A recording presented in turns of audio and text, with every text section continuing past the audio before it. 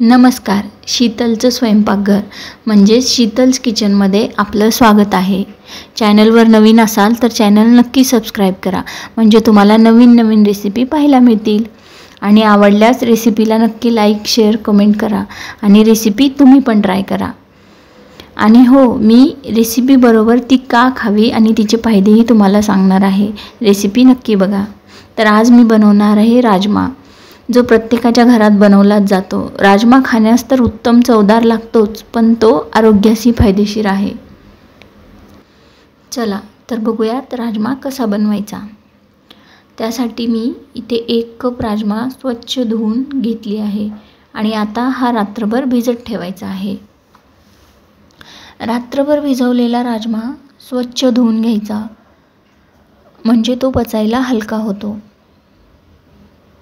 त्यानंतर राजमा कुकरमध्ये पाणी घालून 2 शिटी काढून घेऊयात. यात प्रोटीनची मात्रा जास्त असते. उच्च रक्तचाप म्हणजे हाय ब्लड प्रेशर ही कंट्रोलमध्ये राहतो. यामध्ये फायबर, मॅग्नेशियम, पोटॅशियमची मात्रा भरपूर आहे. यामुळे राजमा आरोग्यास तितकाच चांगला आहे. म्हणून राजमा तुम्ही नक्की खा. कुकरमध्ये पाणी घालून आता कुकरच्या 2 शिट्ट्या काढून घेऊयात. कधीकधी राजमा लवकर शिजत नाही, त्यामुळे तुम्ही जोपर्यंत राजमा शिजत नाही तोपर्यंत एखादी शिट्टी वाढवून काढून घ्या. कुकरला शिट्टी झाली आहे. आपण बघूयात राजमा शिजला आहे का. पाहू शकता राजमा अगदी मऊ झालेला आहे. त्यानंतर आपण टोमॅटो, कांदा, 2-3 हिरव्या मिरच्या, 7-8 लसणाच्या पाकळ्या घालून प्युरी काढूयात. तुम्हीही राजमा खाल्ला असालच, पण हा फार चटपटीत आहे. तुम्ही या पद्धतीने नक्की ट्राय करून बघा. आणि फोडणीसाठी एक बारीक चिरलेला कांदा घ्यायचा आहे. आता कढईमध्ये तेल आणि बटर घालून घ्यायचं. आणि यात प्रोटीनची मात्राही भरपूर आहे. तेल चांगलं गरम झालं की त्यात जिरं आणि चिरलेला कांदा घालून घ्यायचा आहे. तेल चांगलं तापलं आहे. आता यामध्ये तुम्ही खडे मसाले टाकून घ्या. तुमच्या आवडीप्रमाणे तुम्ही खडे मसाले वापरू शकता. यानंतर यामध्ये बारीक चिरलेला कांदा टाकून घेऊयात. कांदा चांगला गुलाबी रंगापर्यंत परतून घ्यायचा आहे. आणि हो, रेसिपी नक्की ट्राय करा आणि खाऊन तुम्हाला रेसिपी कशी वाटते हे तुम्ही कमेंट करून नक्की सांगा. पावसाळ्याच्या दिवसात गरम गरम भात आणि चटपटीत राजमा, आहा, सुखच. तुम्ही ट्राय नक्की करून बघा आणि नक्की मला सांगा. आणि तुम्हाला माहिती आहे का, राजमा 2 रंगांचा असतो, लाल आणि थोडासा पांढरा. लाल राजमा शिजायला थोडा जास्त वेळ लागतो आणि आज मी जो पांढरा वापरला आहे तो लवकर शिजतो. तुम्हाला कोणता राजमा आवडतो ते मला कमेंट करून नक्की सांगा. आता यामध्ये मी इलायची आणि दालचिनीचा तुकडा टाकत आहे. यामुळे चव चांगली येते. यामध्ये मी 2 इलायची आणि दालचिनीचा तुकडा टाकला आहे.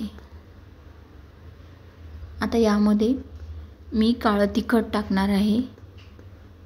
तुम्ही तुमच्या आवडीचे मसाले टाकू शकता. मी इथे माझ्या आईच्या हातचं काळं तिखट टाकते आणि थोडंसं धनेपूड.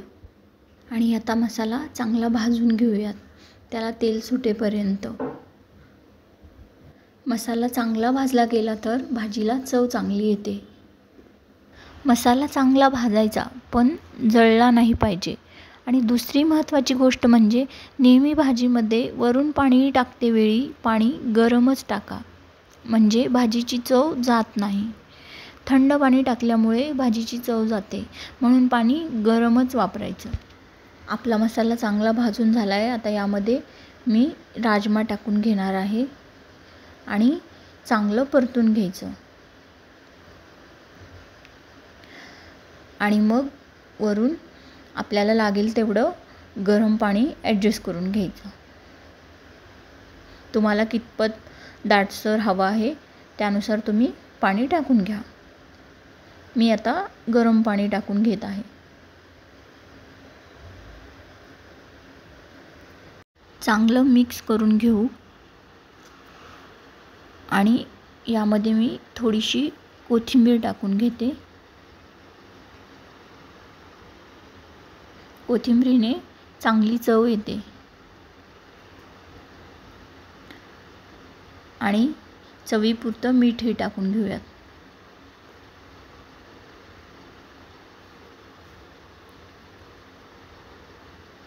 यामध्ये बटर टाकला आहे, त्यामुळे मीठ टाकते वेळी व्यवस्थित टाका, नाहीतर भाजी खारट होऊ शकते.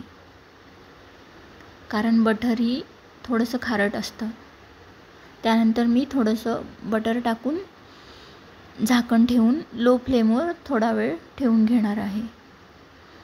पाहू शकता भाजी अगदी छान झाली आहे. खमंग वास येतोय.